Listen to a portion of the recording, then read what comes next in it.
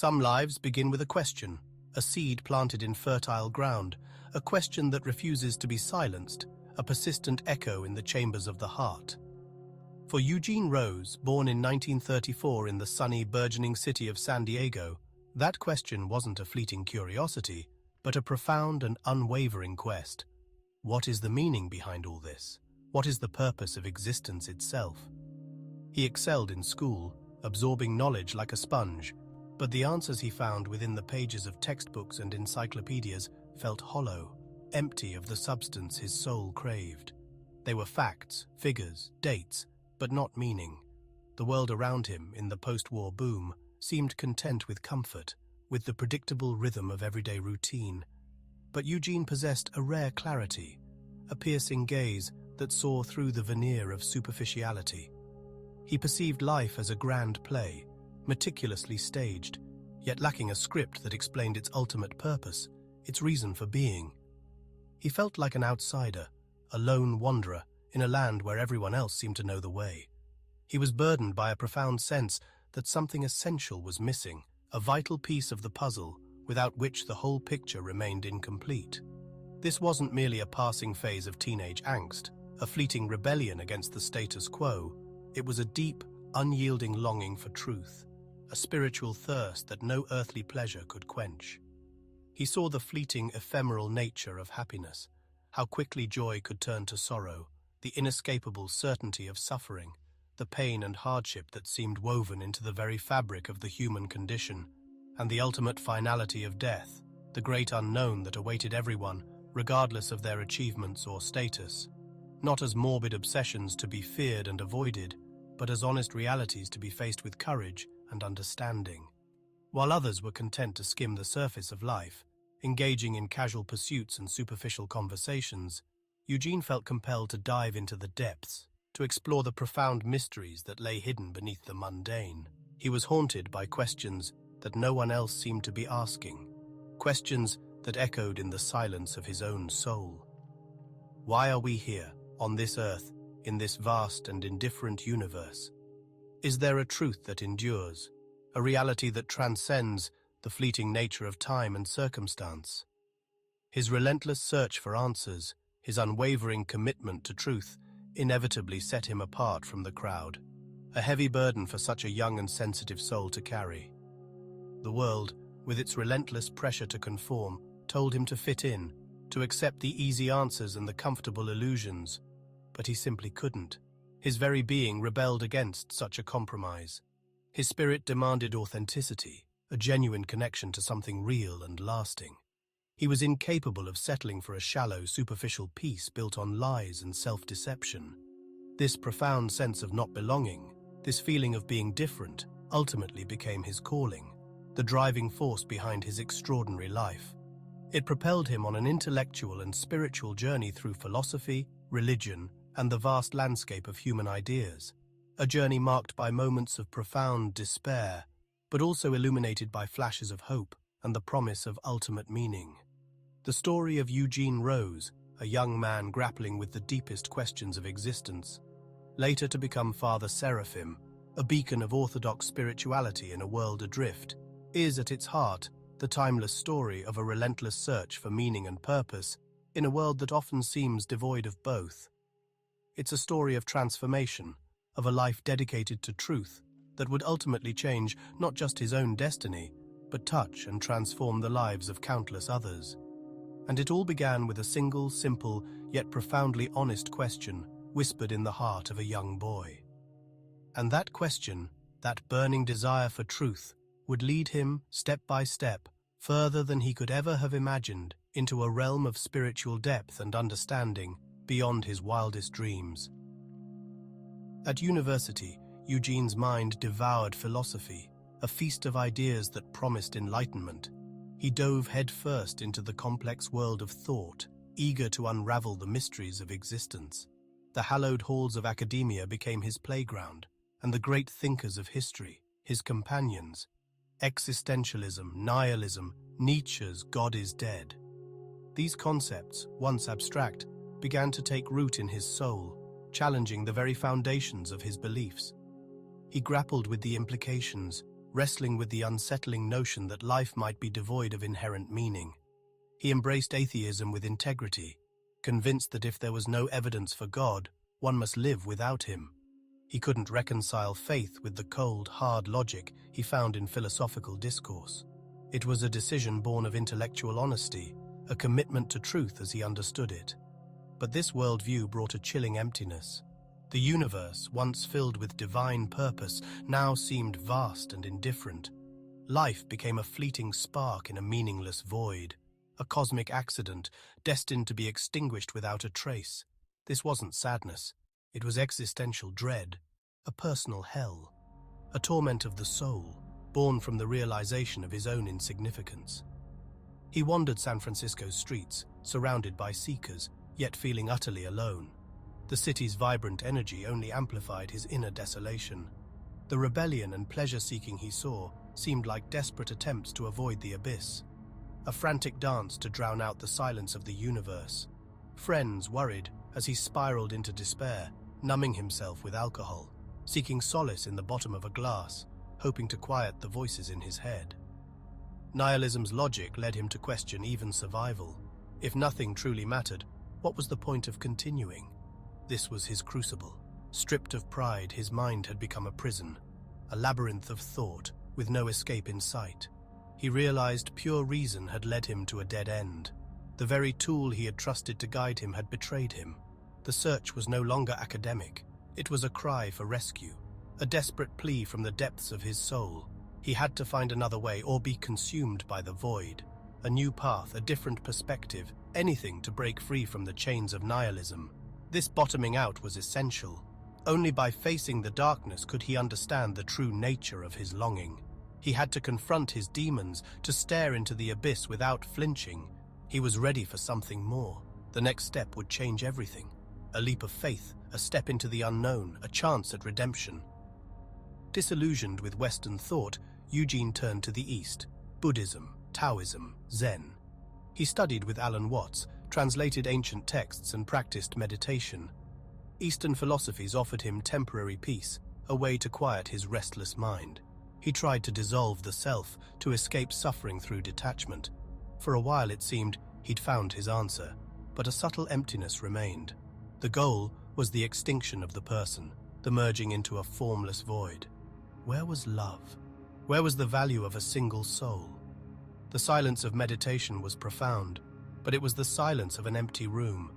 His heart began to long for something personal, a truth with a face, a love that could love him back.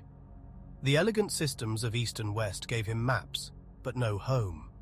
He was a visitor in magnificent palaces, but the throne room was always empty. The search was not over. It was about to take its most unexpected turn. Life often takes us down unexpected paths, leading us to places we never imagined. One such path led Eugene, a man wrestling with profound questions, to a Russian Orthodox cathedral nestled in the heart of San Francisco. He wasn't seeking a new religion, not actively anyway. His intentions were more observational, driven by a quiet curiosity. He simply wanted to witness the space, to understand the allure it held for others. He was a seeker, but not necessarily of faith. But as he stepped inside, something shifted. He was immediately overwhelmed, not by logic or reason, but by a palpable sense of holiness. The air itself seemed charged with a divine energy. It was a presence that bypassed his intellect, speaking directly to his soul. Years of philosophical debate and intellectual sparring seemed to fade into insignificance in the face of this overwhelming sensation.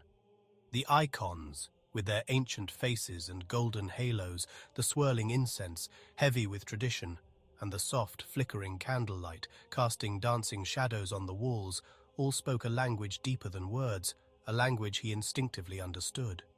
He felt watched over by saints, their painted eyes seeming to follow him, offering silent guidance and unwavering support. And at the center of it all, the altar, adorned with the icon of Christ, radiating a living presence, not as an abstract idea, a theological concept, but as a tangible person, a being of love and compassion. For the first time, the throne, the seat of ultimate authority, was not empty, but occupied by a presence he could feel in his very bones. his carefully constructed intellectual framework shattered into a million pieces, unable to contain the force of this spiritual encounter. He realized, with a clarity that stunned him, that truth was not a complex equation to be solved, but a person to be known. He felt at home, as if he had finally arrived at a destination he didn't even know he was seeking. He was found by the answer he'd been seeking, the solution to the riddle that had plagued him for so long. The years of searching, the long nights of despair, the relentless questioning, had all unknowingly prepared him for this profound moment of grace. His conversion wasn't a dramatic pronouncement, but a quiet internal shift, a total surrender of his will. He began to learn the faith, not as an academic exercise, but as a child learns to speak, absorbing it through immersion and love. He embraced Orthodox Christianity with the same intensity and passion he'd once given to nihilism. But now, that energy was directed towards something life-affirming. He stopped trying to intellectually grasp God, to define and categorize him, and instead, he let himself be grasped by the divine, surrendering to a power greater than himself. This was the turning point, the moment where everything changed. The seeker, after years of wandering, had finally found his path, a path illuminated by faith and guided by grace. It would lead him out of the familiar comforts of the city, away from the noise and distractions, and into the quiet solitude of the wilderness, where his faith would be tested and ultimately strengthened. Finding his spiritual home, Eugene felt called to the wilderness. The world's comforts now seemed like distractions. With fellow convert Gleb Podmashensky, he dreamed of monastic life, simplicity, poverty, prayer. In 1967, they found a remote mountaintop near Platina, California. No electricity, no running water, just raw nature. They built the St. Herman of Alaska Brotherhood, embracing hardship and obscurity. Eugene became Father Seraphim, honoring the Russian saint who lived in the forest. The move was a physical expression of his inner transformation. He traded intellectual pride for manual labor, building cabins and chopping wood. Life was harsh, but filled with deep joy. Every act became a prayer. He was no longer just thinking about God. He was living for God. He had found his desert, his place of battle and peace. The real journey had begun. The early years at St. Herman's were marked by hardship and perseverance. Father Seraphim and his brotherhood lived in a tiny, uninsulated shack, surviving brutal winters and simple meals. Their days revolved around prayer and back-breaking labor. Father Seraphim learned to run a printing press, translating ancient texts and writing new ones. The monastery was a paradox, primitive living but spiritual richness. Visitors found monks in patched robes, surrounded by books and icons, radiating peace. The printing press became a beacon, sending hope from the wilderness. Their life was a witness, a radical alternative to modern comfort. Every nail hammered, every page printed was an act of faith. They were building more than a monastery. They were building a sanctuary for the soul. From his mountain hermitage, Father Seraphim's words reached the world. Through the Orthodox word, he shared the lives of saints, holy texts, and his own writings. He spoke with authority. He had lived the darkness he described. He warned of the spirit of the age, the pressure to live as if God does not exist. His writings were both warning and hope, always pointing to Orthodox Christianity as the antidote. His book, The Soul After Death, challenged popular spiritual trends, calling for discernment. He balanced fierce critique with deep compassion. His words were fiery, but filled with love. From a remote mountain, he became a spiritual guide for thousands.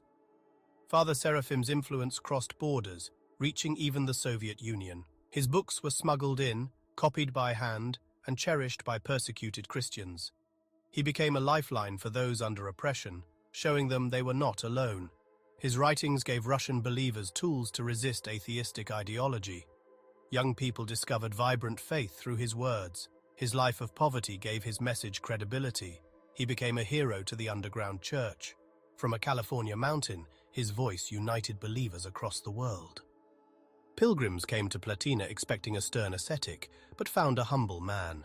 One student arrived with complex questions, but found Father Seraphim fixing farm equipment. Instead of debate, Father Seraphim invited him to help. Working side by side in silence, the student's anxiety melted away. Afterward, Father Seraphim answered simply, with love and humility. The real lesson was in the shared work, not the words. Father Seraphim taught humility by living it. He showed that spiritual life is found in both prayer and daily tasks. His greatest teaching was his humanity. Visitors left changed, not just in mind but in heart. In 1982, after only 15 years at the monastery, Father Seraphim fell gravely ill. He endured great suffering, but faced death with peace and hope. His life had prepared him for this final test.